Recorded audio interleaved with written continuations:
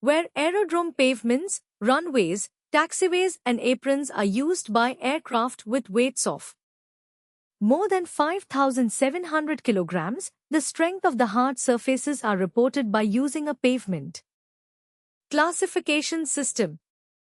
This system is essentially a published 5-part code which reports on the type of surface at the aerodrome and its load-bearing strength. The important part of the pavement classification system is the first section, the load-bearing strength of the particular surface, simply referred to as the pavement classification number, as shown here.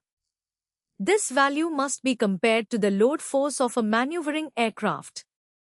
This load force is portrayed as the aircraft classification number, ACN.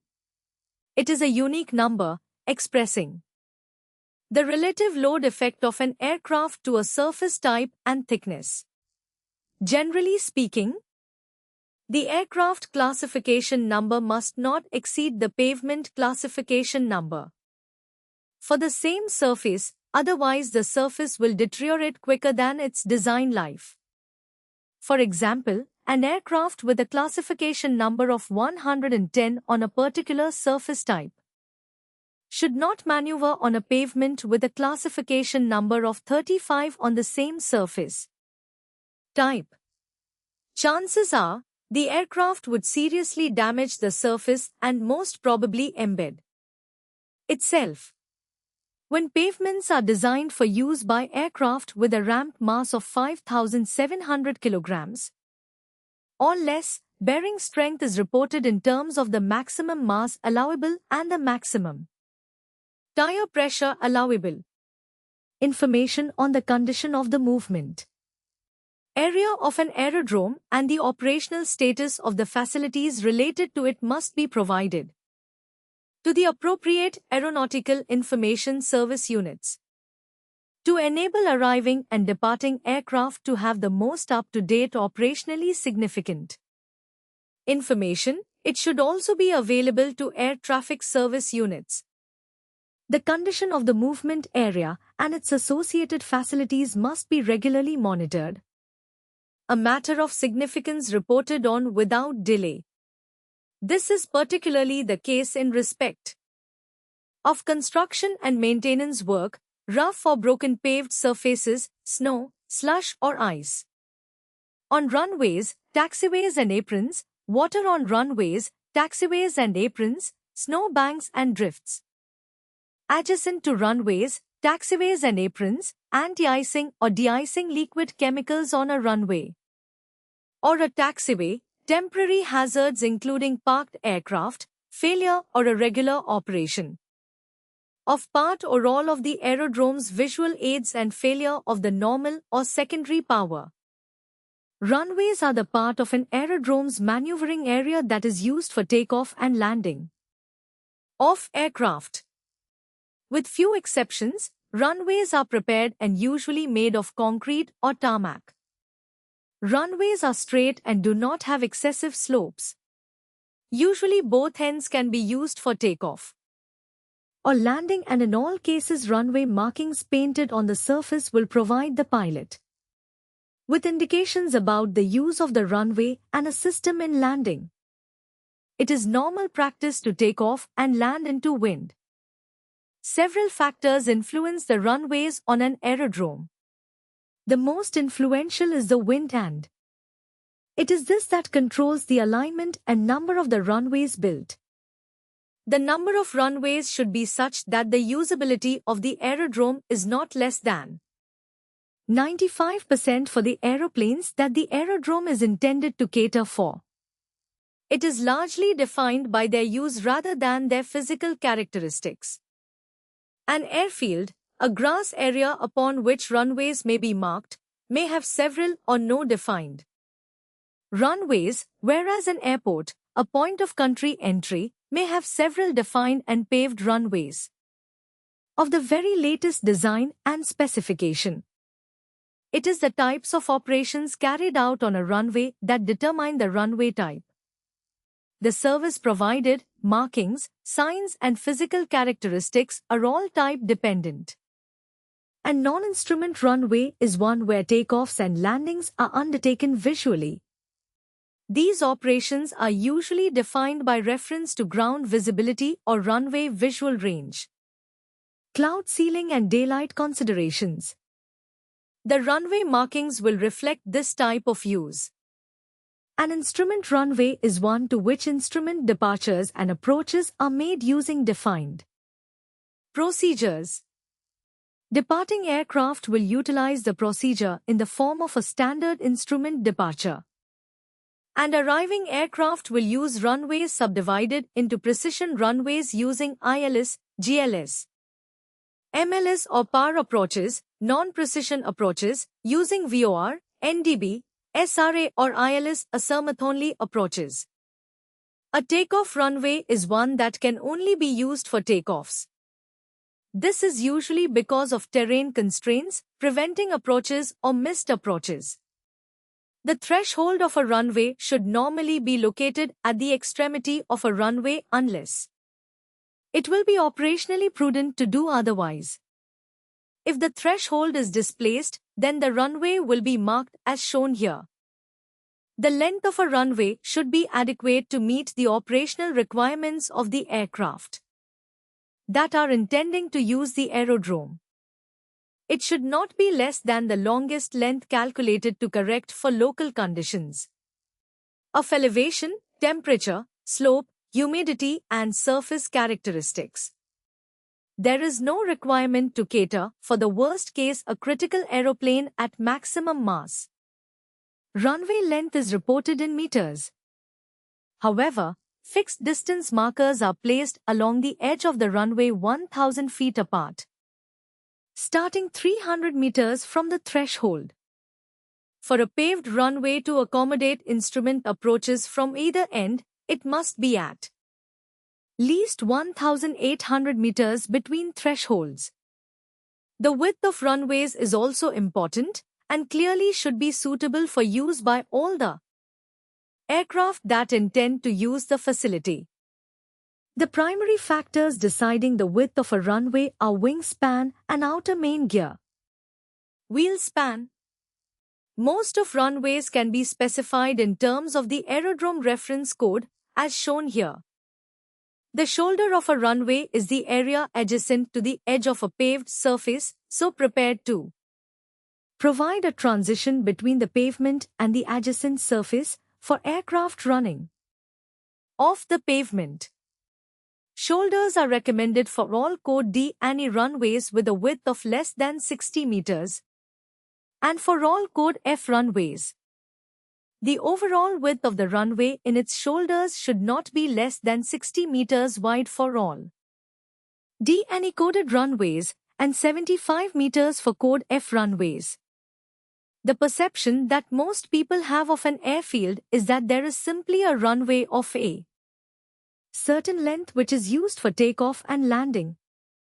The truth is that a runway is too broad a term to describe the various takeoff and landing portions. There are in fact 4 uniquely declared lengths on any runway and 2 unique runway extensions.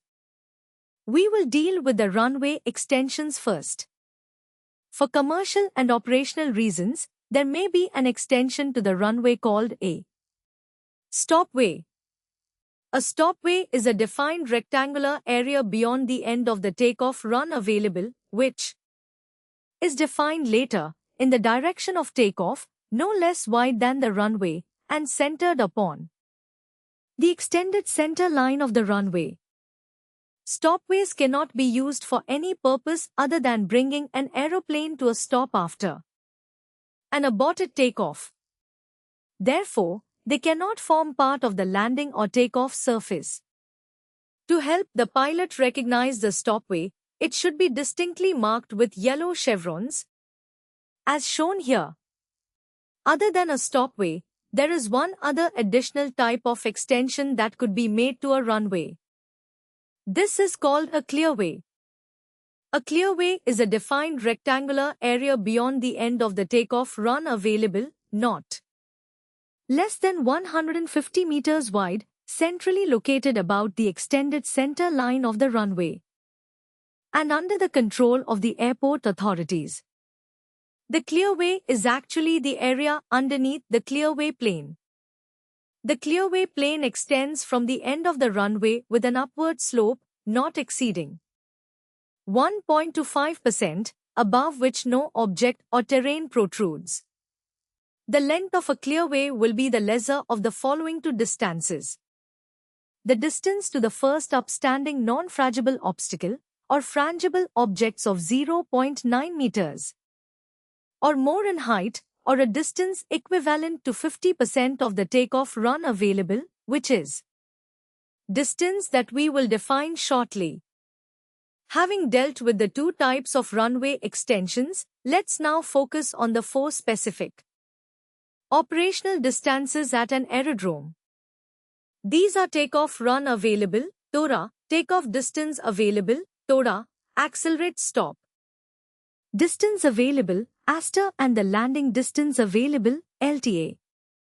The first of these distances to consider is the takeoff run available. It is defined as the declared length of runway, starting at the point from which an aeroplane can commence the takeoff and ending at the nearest point which is unsuitable to bear the load of the aeroplane under normal conditions. Even about the takeoff run available will be published in aerodrome charts like the one shown here, but temporary changes and takeoff run available length because of maintenance or work in progress would be published in the NOTAMs. Always consult the NOTAMs so that you are kept up to date about the latest changes to the aerodrome conditions or to the airspace in which you operate. The second of the specific distances that a pilot needs to understand is the takeoff distance available. The takeoff distance available is that distance from the point on the runway at which the aeroplane can commence its takeoff run to the nearest obstacle in the direction of takeoff, projecting above the surface of the aerodrome and capable of affecting the safety of the aeroplane. At most aerodromes, the takeoff distance available will be the same length as the takeoff run available. This is the concept of the balance field that you will meet in your studies of aircraft performance. However, if there is a clearway present, the takeoff distance available can be increased beyond the takeoff run available to include the clearway. You may recall that there was a maximum permissible length of clearway which equated to 50% of the takeoff run available. In simple terms, the takeoff distance available is the takeoff run available plus the clearway, if a clearway is present. The third of the specific distances at an airfield is the accelerate stop distance available, or ASTA. The accelerate stop distance available is the distance from that point on the runway at which the aeroplane can commence its takeoff run to the nearest point in the direction of takeoff, after which the aeroplane cannot be brought to rest in an emergency without the risk of accident. At most aerodromes, the accelerate stop distance available will be the same length as the takeoff run available, as illustrated here. However, if there is a stopway present, the accelerate stop distance available can be increased beyond the takeoff run available to include the stopway. Remember though, the accelerate stop distance available is to be used solely for the rejected takeoff. In simple terms then, the accelerate stop distance available is equal to the length of takeoff run available plus the stopway if a stopway is present. The last of the specific distances we need to mention is the landing distance available, or LDA.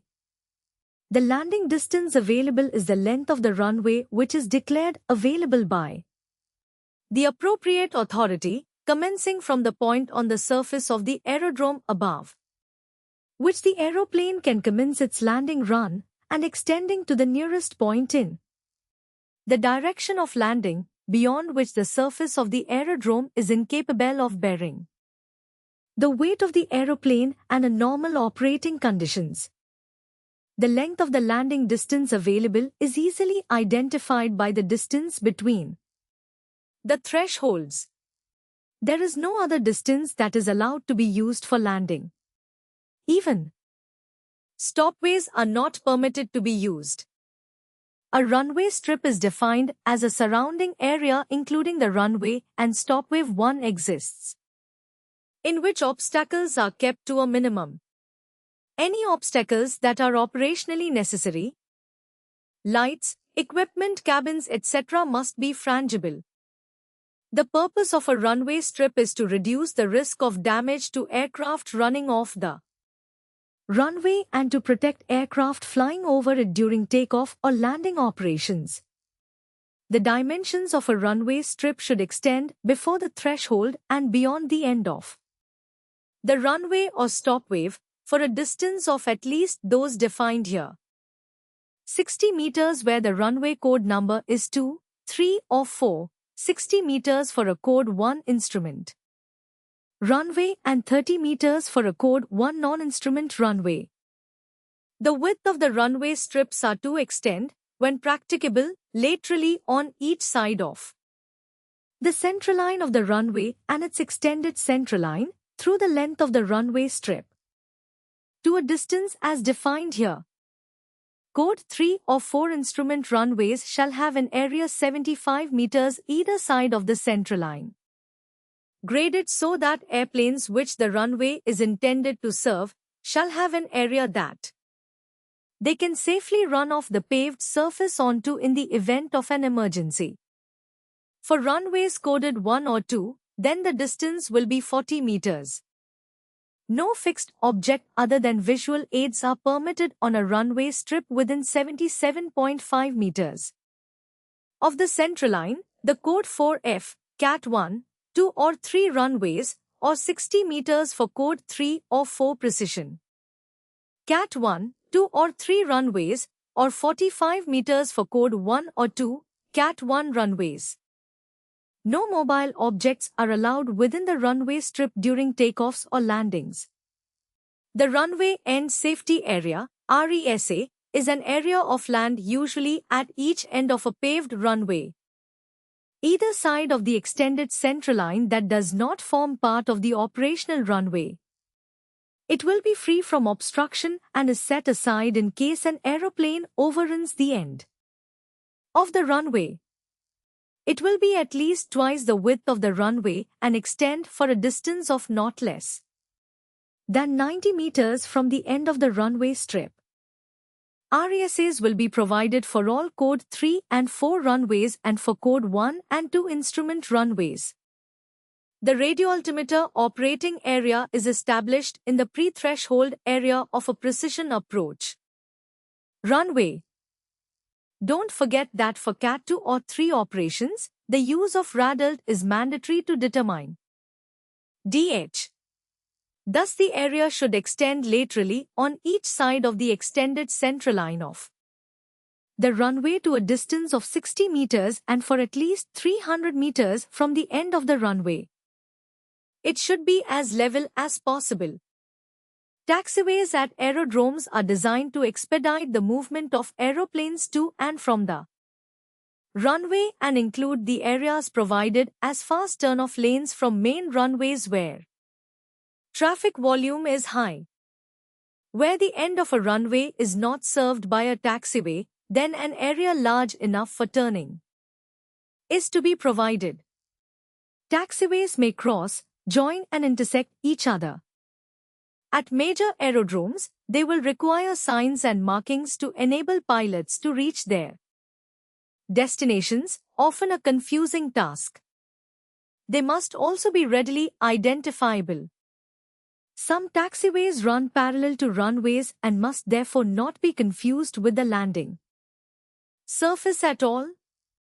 Consideration must also be given to the places on taxiways where aircraft hold prior to entering a runway for takeoff, for example. The large mass of an aeroplane may also interfere with ILS or MLS systems if parked in front of them, or be a significant obstacle to landing aircraft if parked too close to the threshold. In general terms, however, taxiways should, according to Annex 14 of the ICAO regulation, provide safe and expeditious movement of surface movement of traffic. A major limitation to an aerodrome would be the capacity of its taxiways to accommodate different sizes of aircraft. The load-carrying ability and width are major influencing factors in the capacity of an aerodrome to operate efficiently. The strength of a taxiway must be at least equal to that of the runway. Given the stopping, turning, loading and unloading taking place on them, they are more prone to damage the runways. Width is the most important factor to consider when designing taxiways.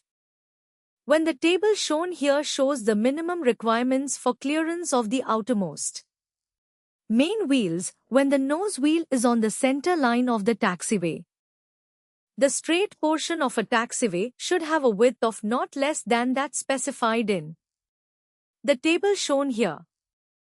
Any changes in direction of a taxiway should be few and gentle in nature. The radii of the curves should be compatible with the maneuvering capability and normal taxiing speeds of the aeroplanes for which the taxiway is designed for. Corners may well have to be widened to accommodate large aircraft. Taxiways are required to have a painted center line which should be illuminated at night.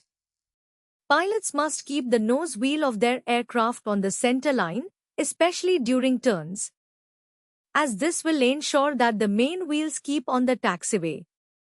To expedite aircraft movements, at larger aerodromes, aircraft are allowed to turn off runways at higher speeds and on lanes that do not turn through sharp angles.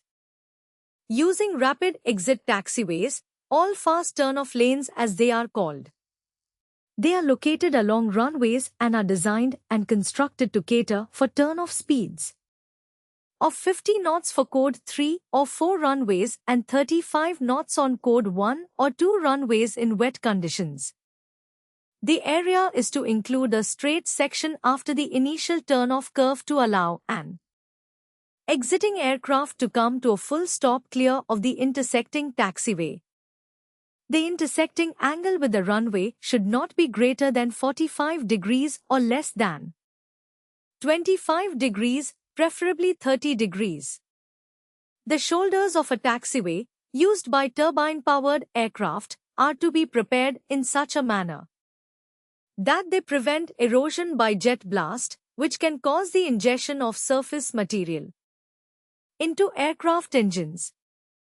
Taxiway strips, similar to runway strips, are provided to delineate the area to be clear of objects which may be obstacles. Busy aerodromes nearly always have a backlog of aircraft waiting to take off, so it is essential that any such queue does not exceed the capacity of the taxiway to accommodate all the waiting aircraft. In this situation, or where environmental considerations exist, holding bays are provided adjacent to runway entrances designed to leave taxiways clear. Regardless of the position of holding bays, the entrance to a runway will be protected by a defined mandatory holding point set back from the edge of the runway to accommodate all traffic. It will be in such a position so as not to impinge upon the obstacle limitation surface or interfere with the operation of radio and navigation aids like the ILS or MLS. We will show you the signs and markings associated with the holding position later on. The final consideration when looking at taxiways is that of vehicular integration. A road holding position is a designated place which vehicles may be required to stop and wait, where taxiways are used as roads for vehicular traffic. The distance away from a runway centerline for such a hold is the same as that for aircraft holding positions. Normally there will be traffic lights at this vehicular hold. The apron is the area of an aerodrome that permits the embarking and disembarking of passengers, cargo and mail, as well as allowing an area for the basic servicing of aircraft without interfering with the day-to-day aerodrome traffic. The total apron area should be capable of allowing the expeditious handling of the aerodrome traffic at its maximum anticipated density. Aprons must be built to accommodate slow-moving traffic and be stronger than the other areas of the taxiways and runways. Aircraft parking areas or stands are to be clearly marked and are required to provide a minimum distance between parked aircraft. All commercial aerodromes must have a designated isolated aircraft parking position that can be used to park an aircraft that is known or believed to have been subject to unlawful interference, or which for any other reason needs to be isolated from the normal day-to-day aerodrome traffic. This area must be at least 100 meters from any other parking area, building and public area, or over or underground utility service. Now let us move to the subject of runway contamination, which in this case means water in its various forms lying on the surface of the runway. These forms are frozen water, that is ice and snow, melting snow, that is slush, which can also be formed by a mixture of rain and snow and liquid water. Just as we remember the problems of our first attempted ice skating, so aircraft may suffer issues of directional control and, of course, stopping. Whenever the runway is contaminated by frozen or partially frozen water, ICAO recommends that for each third of the affected surface a measurement of depth is carried out. The depth of dry snow should be assessed to an accuracy of 2 centimeters, wet snow to 1, and slush to 0.3 centimeters. As you can see from the measurement requirements, snow has its different states: dry, wet, slush and compacted. Their definitions are on screen. When a runway is made slippery by liquid water, ICAO requires that the state promulgate this fact. The state will do so by promulgating its minimum friction coefficient for successful braking. Obviously, slippery when wet implies the braking coefficient of friction is below this level. In addition, ICAO recommends that the coverage and depth of water is assessed and promulgated as one of 4 categories. When the runway is discolored by the moisture, but the depth of water is deemed insignificant, it is described as damp. A wet runway does, however, have a significant depth of water, but there is no pooling to form